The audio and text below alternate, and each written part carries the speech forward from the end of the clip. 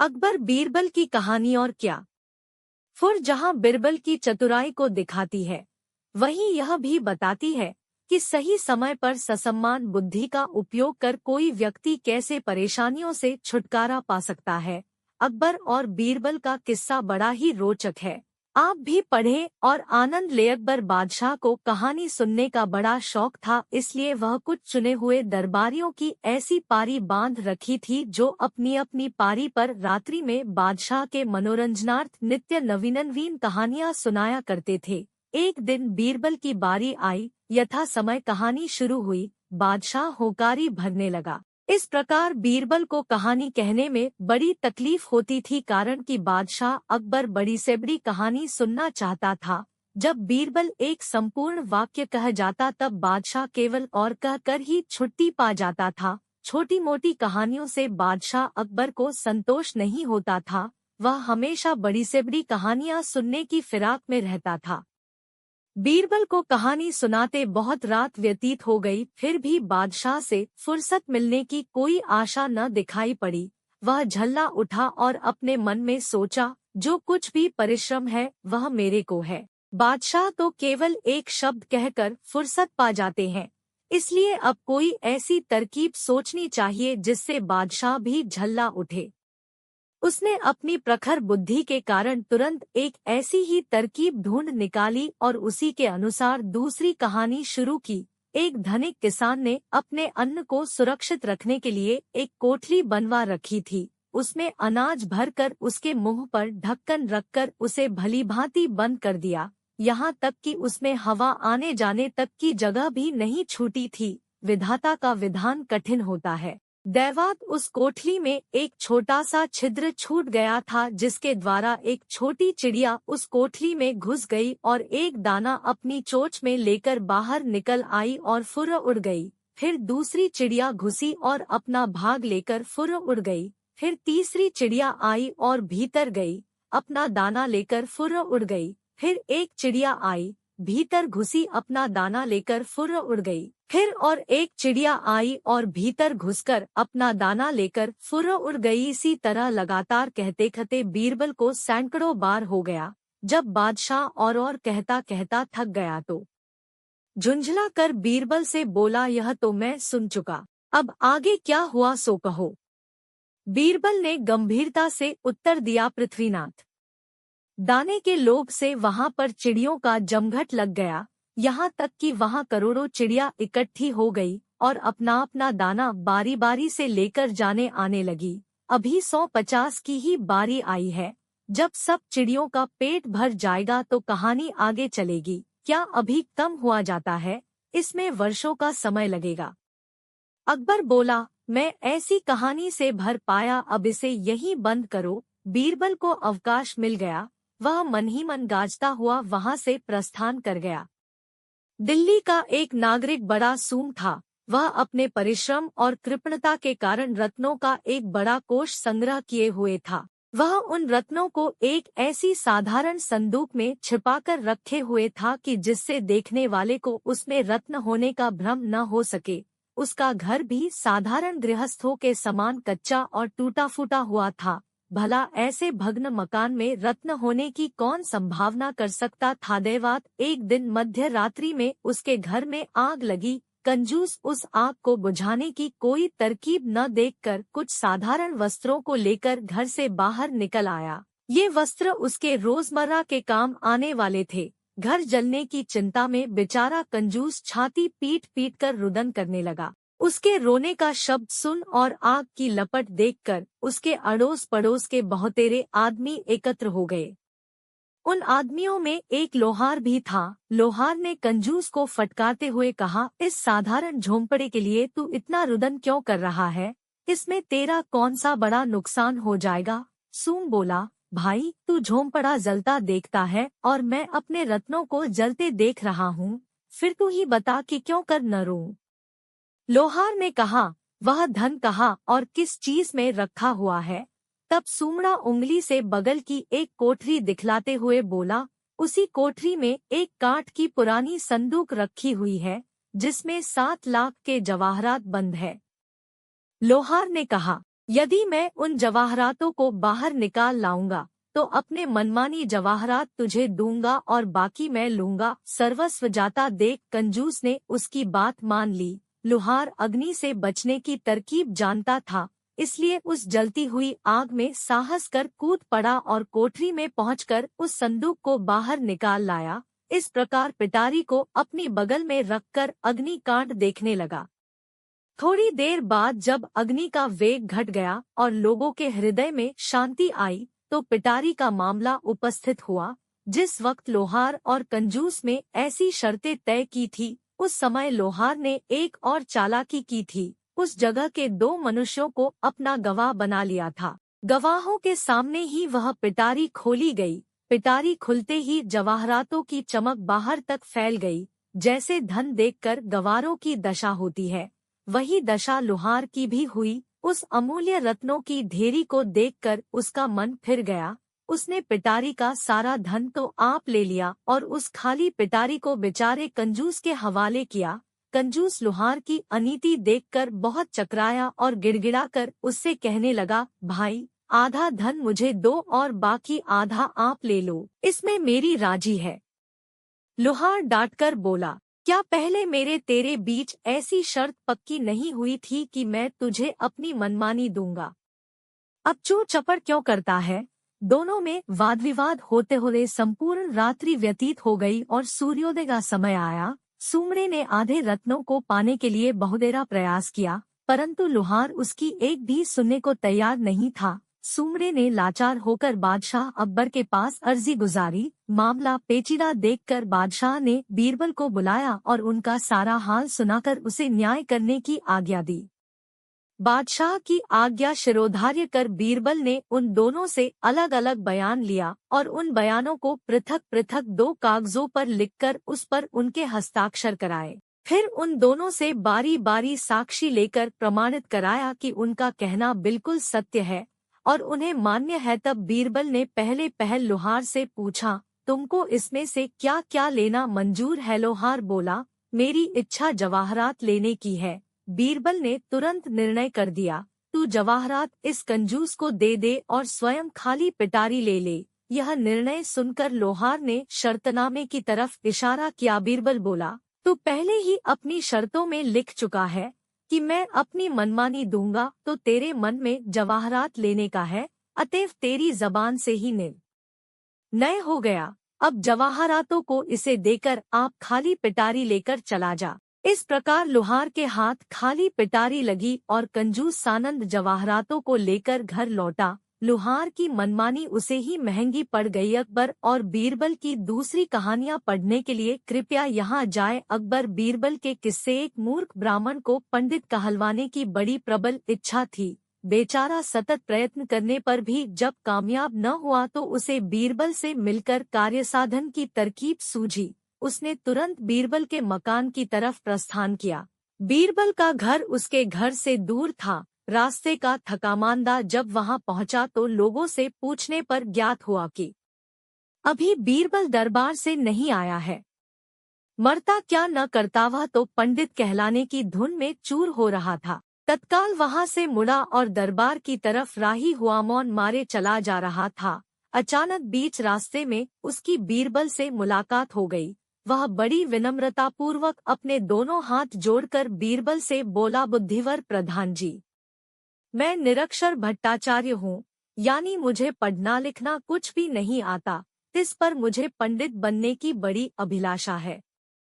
अपने बुद्धि भर प्रयास करके हार गया, पर मेरी मनोकामना सफल न हुई। अब लाचार होकर आपकी शरण में आया हूँ। कृपया मुझे इसका उपाय बतलाकर मेरी जीवन रक्षा कीजिए।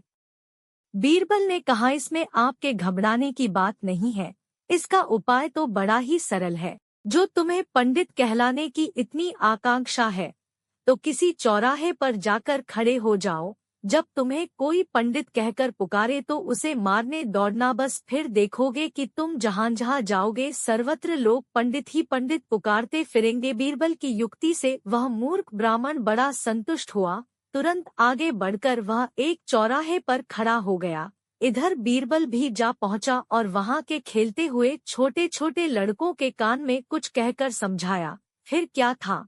चारों तरफ से पंडित पंडित की आवाज आने लगी और वह उन्हें मारने को दौड़ने लगा। उस चौमुहानी पर लोगों की भीड़ लग गई। लड़कों की देखा-देखी बड़कों ने भी पंडित पुकारना प्रारंभ कर दिया। ज्यों-ज्यों वह लोगों पर चिढ़ता, एक दिन बादशाह और उसकी खोज में कुछ बातें हो रही थी। इसी बीच बीरबल की बात आई। तब खोजे ने बीरबल की बड़ी दुर्निंद की। यह बदमाशों का मौतलेगा खोजा गया था।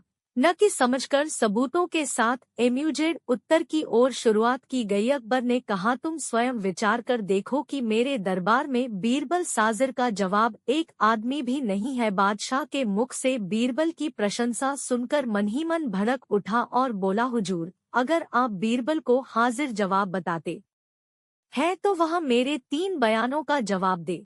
संध्या का समय था। अकबर अपने बाग में दरबारियों के साथ राजकीय विषयों पर विचार कर रहा था।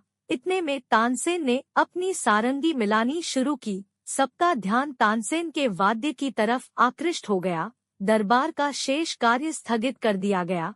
तानसेन ने एक मनहरन तान सारंगी पर छेड़ी। चारों तरफ से वाहवाह की ध्वनि आने लगी। बादशाह आनंदमग्न तकिए के सहारे लेटा हुआ सुन रहा था। चारों तरफ आनंद छा रहा था। इसी समय शहर का कोतवाल 2 आदमियों को लिए हुए आया। उन आदमियों के कपड़े खून से लथपथ हो रहे थे। कोतवाल के अचानक आ पहुंचने से बड़ा रंग में भंग हो गया। बादशाह झल्ला गया और झिड़क कर कोतवाल से बोला, क्या तुमको इतनी भी तमीज न हुई कि यह समय दरबार का नहीं है? ऐसे मनबहलाव के समय बंदियों का लाना कहाँ तक उचित था? ये कैदी रात भर हवालात में रखे जा सकते थे। कल दरबार लगने पर इनके मामले पर विचार किया जा सकता था। फिर इतनी आतुरता दिखलाने का क्या कारण है? बादशाह की नाराजगी से कोतवाल सहम गया, परंतु बिना असलियत बतलाए भी काम नहीं चलते देखा। कुछ सोच समझकर उसने कहा, गृह परवर, इसमें संदेह नहीं कि मैं इनको सुबह लेकर हाजिर हो सकता था, परंतु इनका मामला बड़ा बेढंगा है, जिस कारण मुझको विवश होकर इसी समय आना पड़ा। उससे ऐसा सुनकर बादशाह कुछ शांत होकर बोला, अच्छी बात है, इनका अभियोग सुनाओ। कोतवाल ने कहा, आज जब मैं नगर में गश्त लगाते हुए व्यापारियों की मंडी में पहुंचा, तो क्या देखता हूं कि एक जगह बहुतेरे आदमियों की भीड़ लगी हुई है। जब वहां गया तो इस अपरिचित मनुष्य को इस नगर व्यापारी से मार पीट करते देखा। यह अपरिचित मनुष्य नगर व्यापारी को झिड़क रहा था कि, अरे दुष्ट, आज से 5-7 वर्ष पहले तू मेरा दास था और वहां से छिपकर भाग आया है। बड़े परिश्रम के बाद आज तुझे पकड़ लिया है। अब मेरे रुपए अदा कर। इसको झिड़कते देख नगर व्यापारी बोला, नालायक, दास तो मेरा तू है। तुझे मैं आज कितने ही वर्षों से ढूंढ रहा था। भाग्यवश इस समय हाथ लगा है। इनकी आपस की ऐसी लड़ाई देखकर मैं इन्हें गिरफ्तार कर सरकार के सामने लाया हूँ। अब आपकी जैसी मर्जी हो, इनका निपटारा कीजिए। भी पढ़ें, जानिए क्या हुआ तब जब बीरबल ने सुनाई ऐसी कहानी कि अकबर भी रह गया हैरान। और क्या? फिर बादशाह ने उनसे साक्षी मांगी। नगर सौदागर ने कहा, गरीब परवर, आज 5 वर्ष का अरसा हुआ कि मैं अपना शहर ईरान छोड़कर दिल्ली आ बसा हूँ, और यह हमारा नौकर इससे 2 वर्ष पहले ही मुझको छोड़कर भाग गया था। आज जब मैं बाजार में खरीद फरोख्त कर रहा था, तो यह भी अचानक वहीं आ पहुंचा और मेरा हाथ पकड़कर बोला, तू मेरा गुलाम है, तू मेरा गुलाम है। मेरे व्यापारी होने का सारा शहर साक्षी है। जब पहला व्यापारी अपना बयान दे चुका, तो दूसरा विदेशी व्यापारी बोला, पृथ्वीनाथ, यह झूठ बोलता है, क्योंकि ईरान का व्यापारी मैं हूँ। इस शहर में मैं बिल्कुल नया आया हूँ, इस कारण यहाँ का एक भी नागरिक मुझे नहीं पहचानता। यह जो इस नगर में शेर अली के नाम से विख्यात हो रहा है, सो इसका फर्जी नाम है। यह नसीबा नामी मेरा गुलाम है। 7 वर्ष का जमाना गुजरा जब मैं इसे दुकान पर छोड़ बाहर व्यापार के लिए गया था। मौका देख यह मेरी बहुत बड़ी रकम चुरा कर भाग आया है। तभी से मैं इसकी खोज में दर-दर ढूंढता फिरता हूँ। आज 7 वर्षों के बाद यहाँ मिला है। इनका अभियोग दरबार के सभी लोग बड़े गौर से सुन रहे थे। मामला भी बड़ा पेचीदा जान पड़ता था। दोनों ही सौदागर के लिबास में थे और दोनों की मुखाकृति भी अमीरों की सी थी। जब यह मामला चल रहा था, इसी बीच एक सरदार साहब भी आ पहुंचे और नगर व्यापारी शेर अली को कैदी की सूरत में देखकर बोले, शेर अली, यह तुम्हारी क्या हालत है?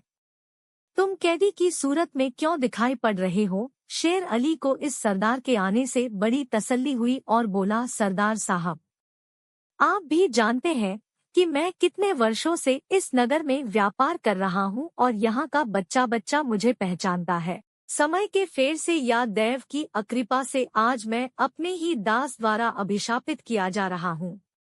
सरदार बादशाह को चिताकर बोला, गरीब परवर, यह शेर अली आजकल का व्यापारी नहीं है, बल्कि लड़ाई के समय में इसने कई बार सरकार को रुपए की मदद देकर राजभक्ति प्रकट की है।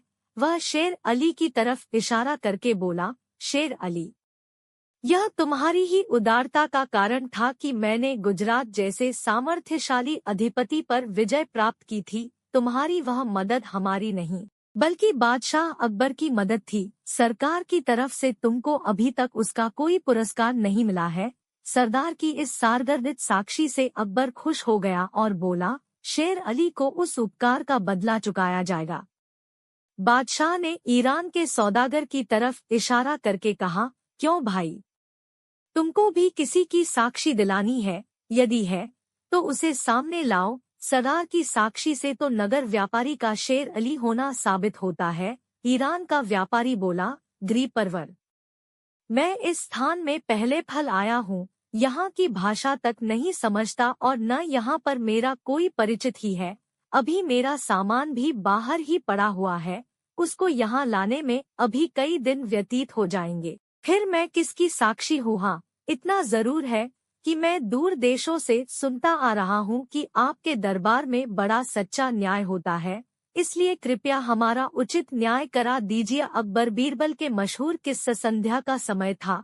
अकबर अपने बाग में दरबारियों के साथ राजकीय विषयों पर विचार कर रहा था। इतने में तानसेन ने अपनी सारंगी मिलानी शुरू की। सबका ध्यान तानसेन के वाद्य की तरफ आकृष्ट हो गया। दरबार का शेष कार्य स्थगित कर दिया गया।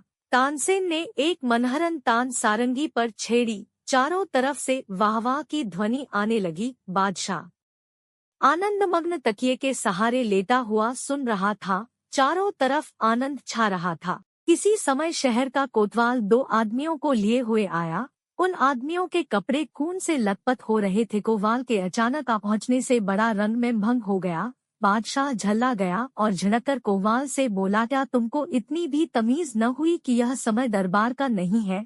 ऐसे मनबहलाव के समय बंदियों का लाना कहाँ तक उचित था? ये कैदी रात भर हवालात में रखे जा सकते थे। कल दरबार लगने पर इनके मामले पर विचार किया जा सकता था।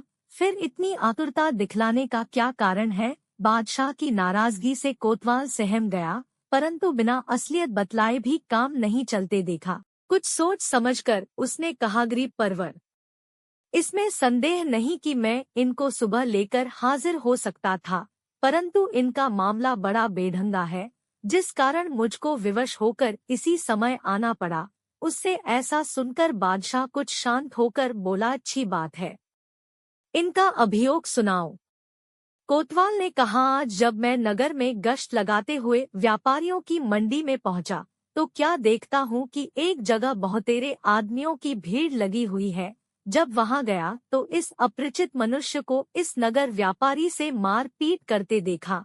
यह अपरिचित मनुष्य नगर व्यापारी को झिड़क रहा था, कि रे दुष्ट, आज से 5-7 वर्ष पहले तू मेरा दास था और वहां से छिपकर भाग आया है। बड़े परिश्रम के बाद आज तुझे पकड़ लिया है।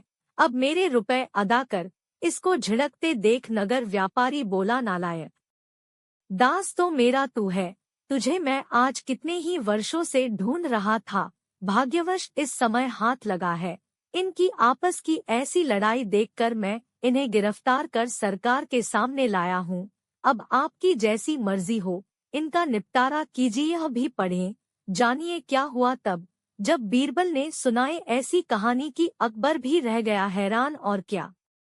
बादशाह ने उनसे साक्षी मांगी। नगर सौदागर ने कहा, गरीब परवर, आज 5 वर्ष का अरसा हुआ कि मैं अपना शहर ईरान छोड़कर दिल्ली आ बसा हूँ और यह हमारा नौकर इससे 2 वर्ष पहले ही मुझको छोड़कर भाग गया था। आज जब मैं बाजार में खरीद फरोख्त कर रहा था तो यह भी अचानक वहीं आ पहुंचा और मेरा हाथ पकड़कर बोला, तू मेरा गुलाम है, तू मेरा गुलाम है।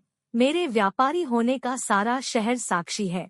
जब पहला व्यापारी अपना बयान दे चुका तो दूसरा विदेशी व्यापारी बोला, पृथ्वीनाथ यह झूठ बोलता है, क्योंकि ईरान का व्यापारी मैं हूँ। इस शहर में मैं बिल्कुल नया आया हूँ, इस कारण यहाँ का एक भी नागरिक मुझे नहीं पहचानता। यह जो इस नगर में शेर अली के नाम से विख्यात हो रहा है, सो इसका फर्जी नाम है। यह नसीबा नामी मेरा गुलाम है। 7 वर्ष का जमाना गुजरा जब मैं इसे दुकान पर छोड़ बाहर व्यापार के लिए गया था। मौका देख यह मेरी बहुत बड़ी रकम चुरा कर भाग आया है। तभी से मैं इसकी खोज में दर-दर ढूंढता फिरता हूँ। आज 7 वर्षों के बाद यहाँ मिला है। इनका अभियोग दरबार के सभी लोग बड़े गौर से सुन रहे थे। मामला भी बड़ा पेचीदा जान पड़ता था। दोनों ही सौदागर के लिबास में थे और दोनों की मुखाकृति भी अमीरों की सी थी। जब यह मामला चल रहा था, इसी बीच एक सरदार साहब भी आ पहुंचे और नगर व्यापारी शेर अली को कैदी की सूरत में देखकर बोले, शेर अली नामी ग्राम में 2 आदमी बड़े मित्र भाव से बसते थे। उनमें एक का नाम पंडित सुशर्मा था, जो अति विद्वान, सदाचारी तथा गंभीर प्रकृति का था। दूसरे मित्र का नाम सुदामा था। यह कर्म का नाई था, परंतु विचार में बड़ा ही न्यायी था। इनका आपस में ऐसा संगठन था कि बिना एक से पूछे दूसरा कोई नया कार्यारंभ नहीं करता था। एक दिन अकस्मात सुशर्मा के